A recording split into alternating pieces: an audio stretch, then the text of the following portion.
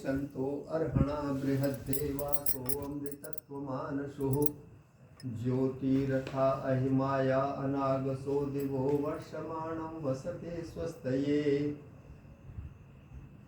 ये ऋग्वेद का मंत्र है और उससे पहले एक यजुर्वेद का मंत्र रखता हूँ। पहले अध्याय का छठा मंत्र है पहले अध्याय। उसमें कहा है कस्त्वायुनक्ति सत्वायुनक्ति कस्मै त्वायुनक्ति तस्मै त्वायुनक्ति कर्मणे वाम वेशाय वाम। उसमें प्रश्न किया है मनुष्य की कस्त्वायुनक्ति, हे मनुष्य आत्मा तुझे किसने जोड़ा है?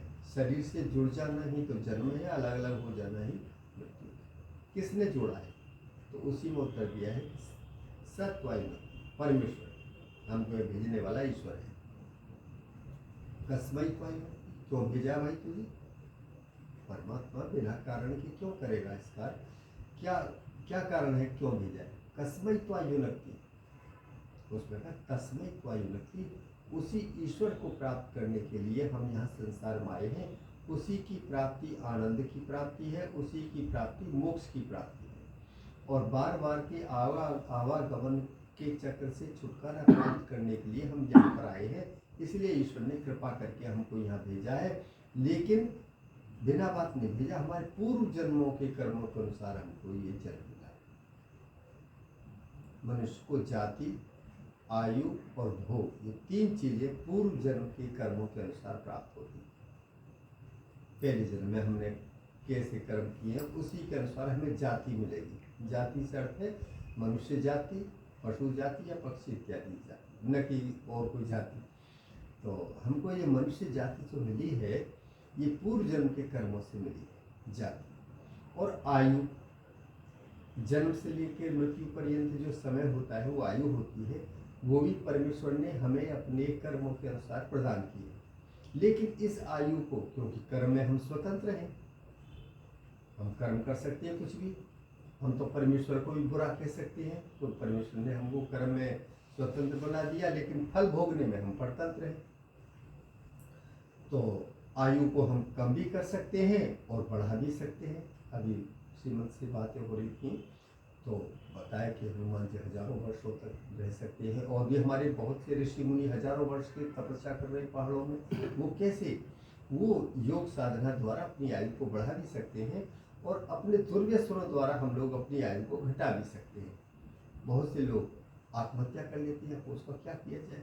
क्योंकि कर्म में स्वतंत्र, जब चाहो आत्महत्या कर लो, 10 साल के मर जाओ भाई, 50 साल के होके मर जाओ, 40 के मर जाओ।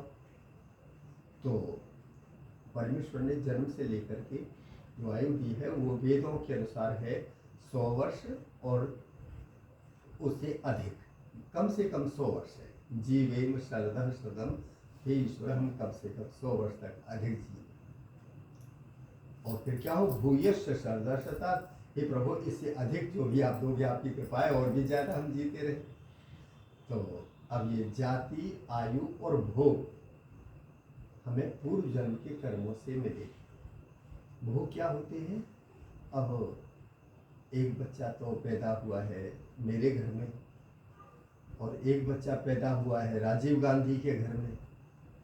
दोनों ने ही कोई कर्म नहीं किया, लेकिन एक बच्चे को तो खाने के लिए कुछ भी नहीं है, दूध भी नहीं है, उसको वस्त्र पहनने के लिए नहीं है, पढ़ेगा तो फीस भरने के लिए पैसे नहीं है, और एक के लिए सुख के सारे साधन है। सोने की चम्मच है, सोने का बिस्तर है, सोने का बर्तन है और सब साधन है। अब दोनों ही बच्चों ने कोई कर्म नहीं किया, लेकिन ये कैसे हो गया कि भाई उसको तो सब साधन है और उसको दूध भी नहीं है पीने को? तो वो पूर्व जन्म के कर्मों के अनुसार ये भोग प्राप्त होता है कि भाई हमें किस घर में किस जगह पर उत्पन्न होना है। एक रावण के घर में पैदा हो गया, एक दशरथ जी के घर में पैदा हो गया। दोनों बच्चों ने कोई कर्म नहीं किया, लेकिन पूर्व जन्म के कर्मों के अनुसार एक मेघनाथ बना, एक लक्ष्मण जी बने। तो ये पूर्व जन्म से होता है। तो अब क्या है कि ये जो मंत्र है, अब यह मंत्र कह रहा है कि भाई ठीक है आप मनुष्य बन गए, लेकिन क्यों बने हो मनुष्य? क्या परमात्मा ने कि भाई हम उसी को प्राप्त करने के लिए आए हैं, उसकी प्राप्ति ही मोक्ष की प्राप्ति है। हम बार बार के चक्र से छुटकारा प्राप्त करने के लिए, मुक्ति के लिए, आनंद के लिए यह संसार में ईश्वर ने भेजा है। अब इसमें ये ऋग्वेद का मंत्र आ रहा है कि हम हैं कौन, कि हम हैं अमृत तत्व मानसो, हम अमृत तत्व को प्राप्त करने के लिए आए। हम अमृत तत्व को प्राप्त करना है, ये हमारा परिचय है। अमृत तो भाई कैसे प्राप्त कर लोगे इसको?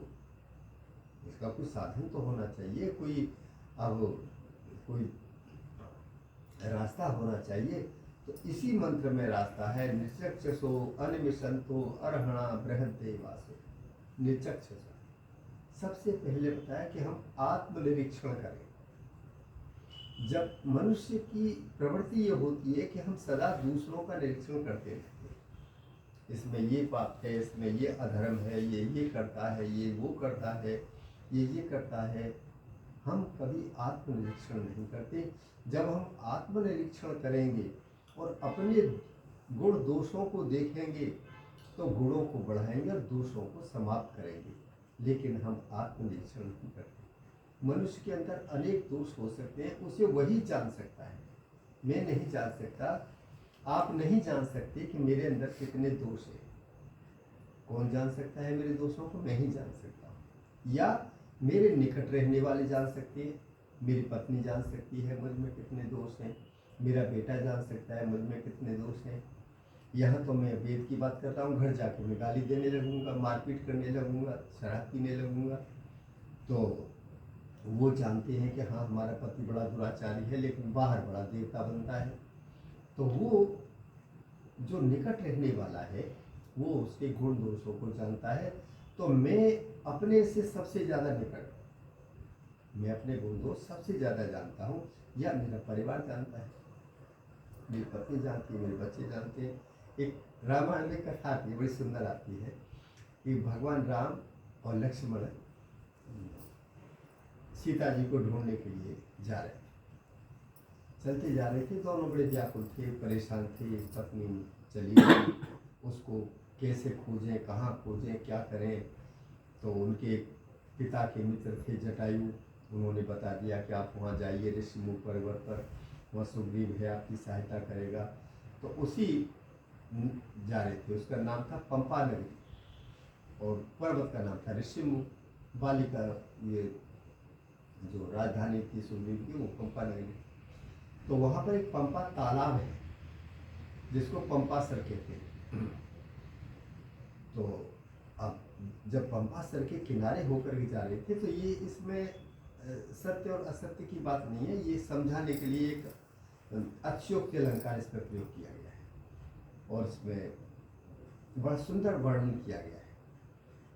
तो अब रामचंद्र जी जब तालाब को देखते हैं तो बोले, लक्ष्मण हाँ जरा देखो ना तालाब को। बोले क्या देखो?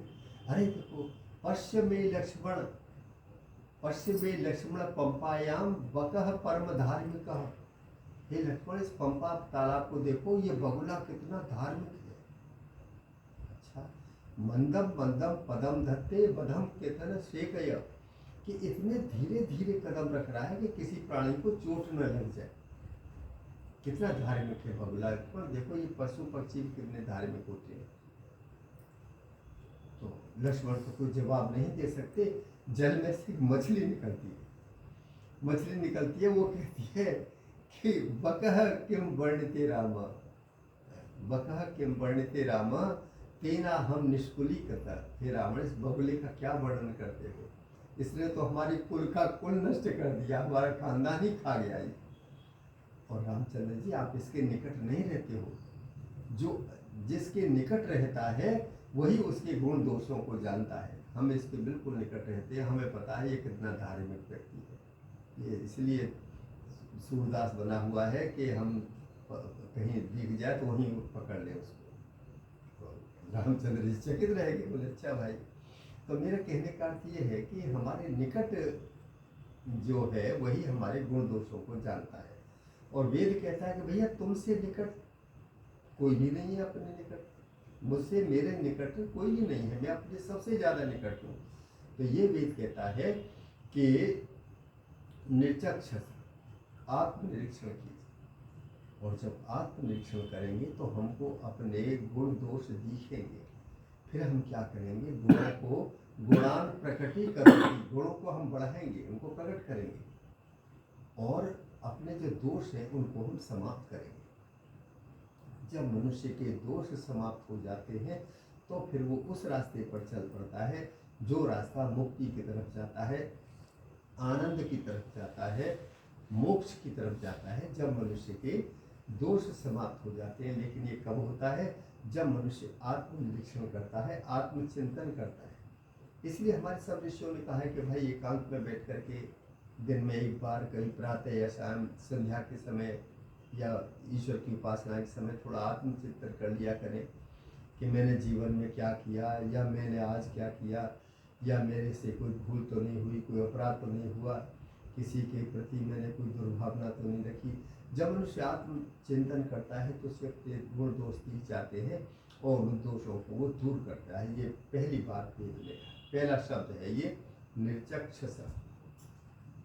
फिर दूसरा निर्चक्षस अरहण, कहा कर्म पर विश्वास कीजिए, बिना कर्म के फल नहीं मिल सकता कोई भी फल। और एक दूसरी बात ये चमत्कारवाद नहीं हो सकता। न तो बिना कर्म के फल मिल सकता है कि हम सोचें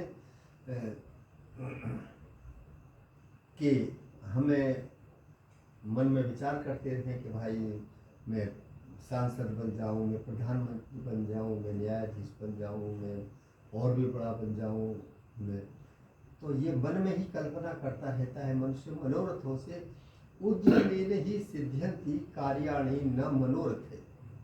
जितने भी कार्य होते हैं वो सब उद्यम से ही सिद्ध होते हैं। ये नीति का श्लोक है, नीति शतक का। उद्यमेन ही सिद्ध्यन्ति कार्याणि न मनोरथै नहि सुप्तस्य सिंहस्य प्रविशन्ति मुखे मृगा। ये सब काम परिश्रम से ही सिद्ध होता है, बिना परिश्रम के कोई फल नहीं मिलता। मनोरथ करने से, मन में सोचते रहने से कुछ नहीं प्राप्त होता।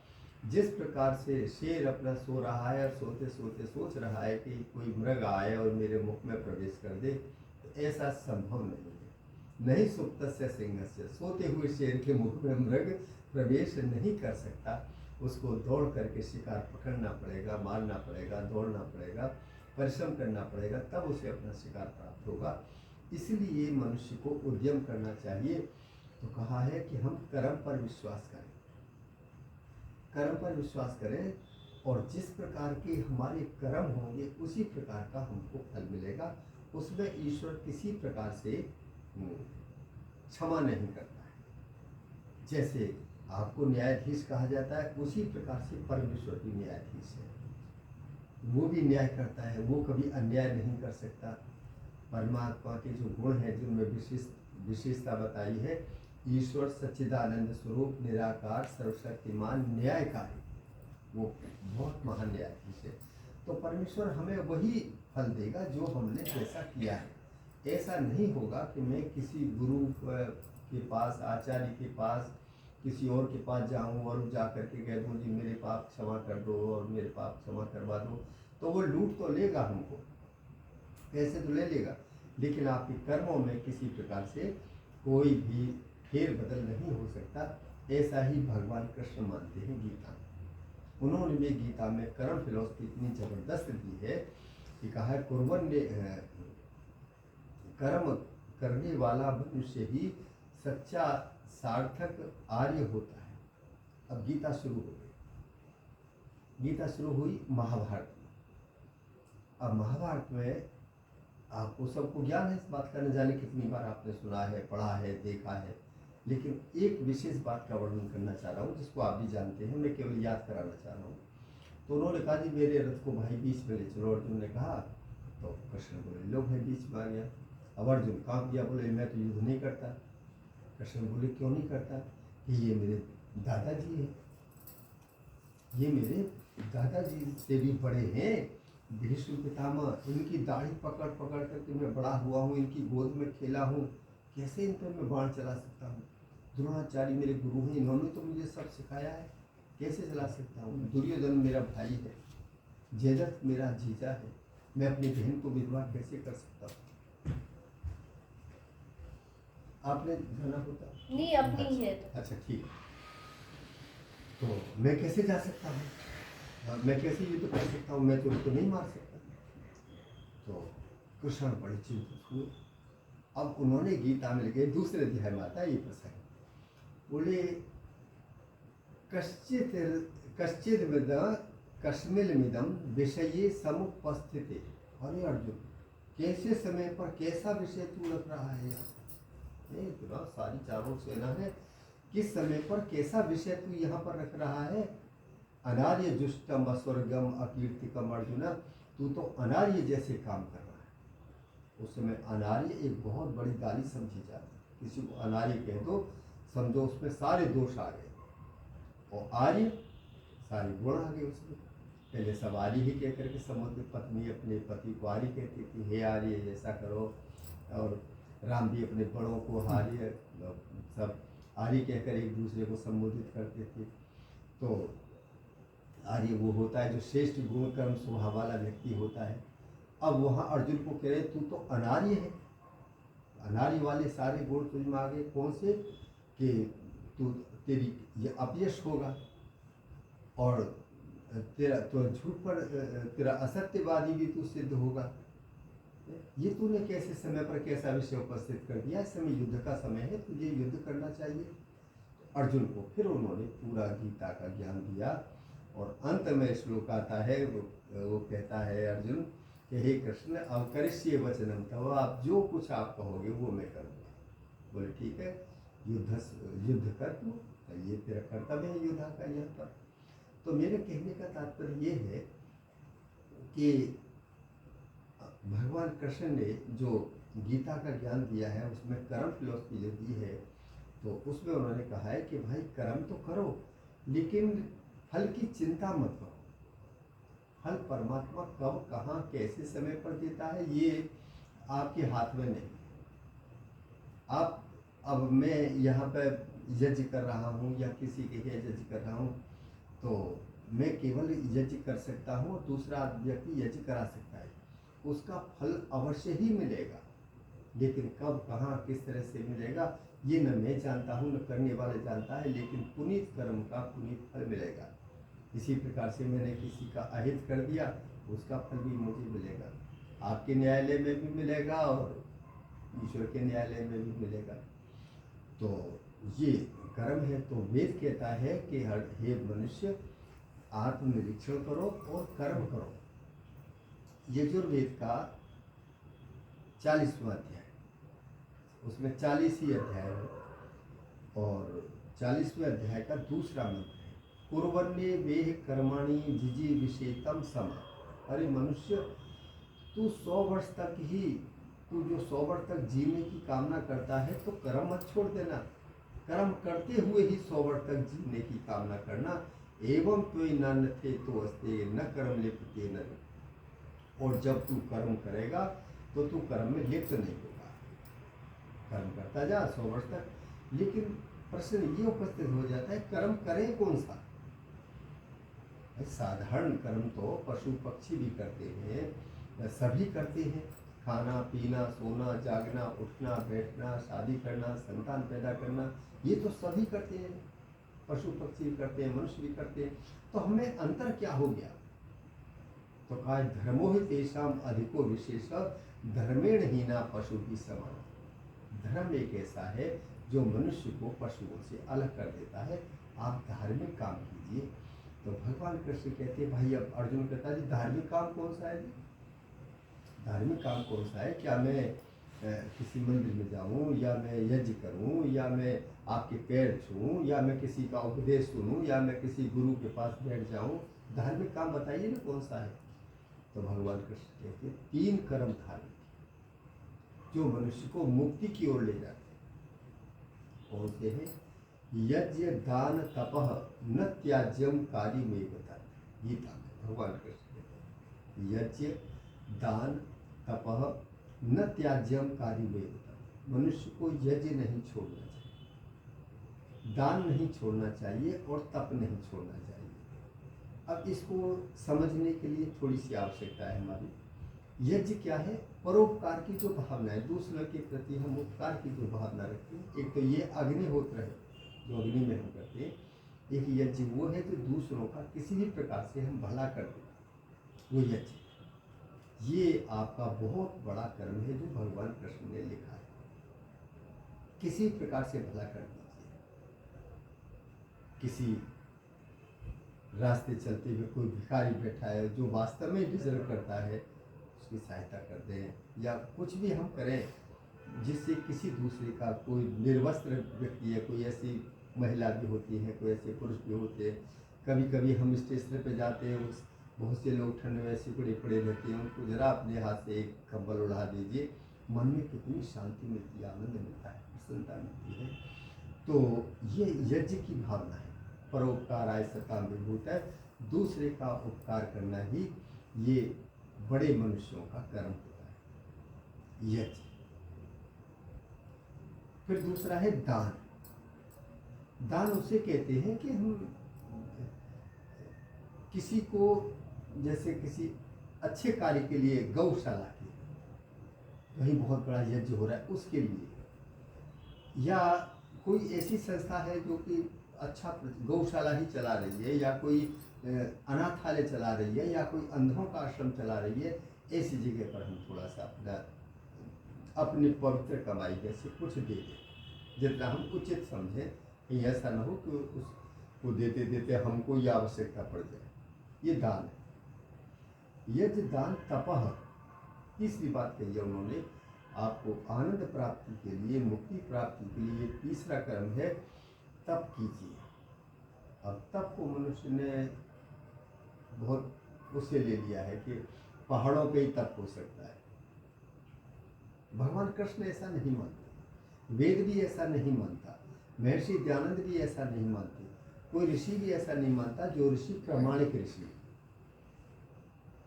तो तब क्या है कि अच्छे कर्म को करते हुए जो कष्ट, जो दुख, जो मुसीबत हमें झेलनी पड़ती है, उसको पार करके हम उस शुभ कर्म को कर लेते हैं, तो वो तप है। हम यज्ञ को कर रहे हैं, भयंकर गर्मी पड़ रही है, टेम्परेचर 45-46 है, फिर भी उस यज्ञ कर्म को कर लिया, ये तप है। हम तप रहे हैं, देख रहे हैं। किसी की सहायता करने में हमको कष्ट हो रहा है, मुसीबत हो रहा है, और हमारे कई दुश्मन बन गए, लेकिन फिर भी हम उसकी सहायता कर देते हैं, ये तप है। तो इस प्रकार से हम अपने जो शुभ कर्म हैं उनको करने में कोई मुसीबत आ जाती है, या कोई आड़े आ जाता है, या कोई बाधा आ जाती है, उन बाधाओं को पार करके जब हम शुभ कर्म को कर लेते हैं तो वो तप कहलाता है। तो भगवान कृष्ण कहते हैं यज्ञ दान तपह न त्याज्यम कार्य वेत्ता। हे अर्जुन, ये जीते जी कभी छोड़नी नहीं चाहिए। कि क्यों? क्योंकि यज्ञम दानम तपश्चैव पावनानि मनीषिणाम। यज्ञ दान और तप ये मनुष्यों को पवित्र करने वाला होता है, आत्मा को पवित्र करने वाला होता है, और उसको उसके मंजिल पर पहुंचाने वाला होता है। ये तीन कर्म नहीं छोड़ने, सदा ही करने चाहिए। अर्जुन को समझाते हैं, ये कर्म समझा रहे हैं उनको, क्या कर्म करने हैं, क्या नहीं करने। अब एक छोटी सी बात और कहता हूँ मैं। फिर अर्जुन कहता है जी ठीक है, ये कर्म तो हमने कर लिए, कर लेंगे हम, लेकिन ये भी बताइए कौन से कर्म नहीं करने हैं। अब कृष्ण कहते हैं अभी समझाता हूँ। बोले त्रिविधम नरकस्येदम द्वारम नाशनम आत्मनः। ये अर्जुन, तीन नरक के दरवाजे हैं। नरक अर्थात दो, तीन नरक के दरवाजे हैं जो अपनी आत्मा का नाश कर देते हैं। जिनकी आत्मा कमजोर होती है वो कभी धर्म नहीं कर सकते, वो कोई अच्छा कर्म नहीं कर सकते, क्योंकि आत्मा बलवान नहीं है। जिसका आत्मा बलवान होता है वो खुलेआम अच्छे कर्म करता है। तो कहा है कि ये तीन कर्म हैं जो अपनी आत्मा का नाश करने वाले होते हैं। त्रिविधम नरकस्येदम द्वारम नाशनम आत्मनः। कामः क्रोधः तथा लोभः तस्मात् एतत्त्रयं त्यजेत्। ये काम छोड़ दीजिए, क्रोध छोड़ दीजिए और लोभ छोड़ दीजिए। इन तीन चीज़ों को मनुष्य को छोड़ देना चाहिए और उन तीन चीज़ों को अपना लेना चाहिए। काम वही है कि मनुष्य सांसारिकता में सब कुछ ये समझने लगता है ये मेरा है, मेरा है, मेरा ये मेरा धन है, मेरा घर है, मेरा बेटा है, मेरा सब कुछ है, ये सब मेरा है। वो कहते भैया तुम्हारा नहीं है ये। वेद कहता है, यजुर्वेद का 40वें अध्याय का पहला ही मंत्र, ईशावास्यमिदं सर्वम यत् किंचित् जगत्याम जगत्, ये सब कुछ परमेश्वर का है। तेन त्यक्तेन भुंजीथा माजुर है कस्य सुधनम, ये सब परमेश्वर का है। इसको त्याग भाव से भोगिए, अपना समझ के मत भोगिए। ये समझिए ईश्वर ने हमको ये साधन दे रखे हैं, इन साधनों का हम ठीक प्रकार से प्रयोग करें तो मनुष्य सुखी रहता है। तो ये काम है जो हम इसमें लिप्त हो जाते हैं कि ये मेरा है मेरा है, इससे अलग होना है। भगवान कृष्ण कहते हैं ये त्याग भाव से संसार को भोगिए। क्रोध है का अर्थ समझते ही हैं और लोभ का अर्थ भी समझते हैं। तो इन तीनों चीज़ों को मनुष्य को छोड़ देना चाहिए और उन तीन चीज़ों को अपना लेना चाहिए। ये भगवान कृष्ण का उपदेश है। तो ये वेद के मंत्र से मैं फिर वहीं पर आता हूँ कि नृचक्षसः अनिविशन्तः अर्हणा बृहद्देवासो, ते हे मनुष्य, इस अमृत को प्राप्त करने के लिए, आनंद को प्राप्त करने के लिए, मुक्ति को प्राप्त करने के लिए तुझे आत्मनिरीक्षण करना पड़ेगा। अपना अंदर झांक कर देखिए हमारे अंदर क्या गुण दोष हैं, उन दोषों को हम दूर करें। क्योंकि जब तक मनुष्य के अंदर दोष रहेंगे, जो छिद्र रहेंगे, उसी प्रकार से जैसे एक बोतल को पानी में डाल दीजिए, उसमें एक भी छिद्र होता है तो पानी में डूब जाती है, लेकिन जब उसके सारे छिद्र बंद हो जाते हैं तो पानी में तैरती रहती है। उसी प्रकार से जब हमने दोष रूपी छिद्रों को बंद कर देंगे तो हम उस लक्ष्य को प्राप्त कर लेंगे, लेकिन दोष रहते हुए हम प्राप्त नहीं कर सकते। तो ये है कि आत्मनिरीक्षण करें और कहा है कर्म पर विश्वास करें कि हम अच्छी कर्म करें। जैसा मैंने कर्म के बारे में बताया भगवान कृष्ण का उदाहरण दे करके, इन शुभ कर्मों को करने से मनुष्य की आत्मिक उन्नति होती है और मनुष्य अपने लक्ष्य की प्राप्ति के लिए बढ़ता है और मनुष्य का कल्याण होता है।